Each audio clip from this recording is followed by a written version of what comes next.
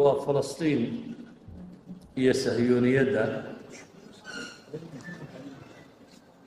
waxaa laga yaabaa dadku maanta inuu ka yaaban yahay dhul aad u yar oo dunida dadkii ugu awooda badnaa waxay hub lahaayeen bay ku tijaabinayaan oo dumar iyo carruur iyo dadba la xaaqayo khaasatan meesha yare Gaza la yidhaahdo Gaza sidaa u ogtihiinba ballaceedu waa 5 mayl iyo badh meelaha waa 5.6 miles ballaceedu waxa weeyaan waa stationka Hargeysa ilaa airportka soo 5 mayl lama odhan jirin intaa ballaca Gaza waa intaa dhererkeeduna waa 25 mayl oo 141 mayl oo square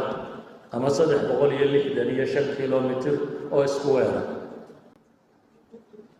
waa meel kilomitir square kasta 7,000 oo qof degantay kilomitir square kasta ee Gaza ku yaala 7,000 qof baa degan meesha intaa leeg waynu wada ognay 9 bilood wixii dunida hub yaalay in lagu garaacay mid badeed mid cireed mid madaafiiceed mid taangi nooc walbaba uu yahay su-aasha isweydiinta lee dadku laga yaabo inay maankoodu qaadan kari waayo waxa weeyaan waxaana siday u dhacday marka waxaan rabaa inaan ka warramo waxaana siday u dhacday yaa ku dagaalamaya ma yahuud baa mise yahuud cid ka badan ma ku dagaalamaysa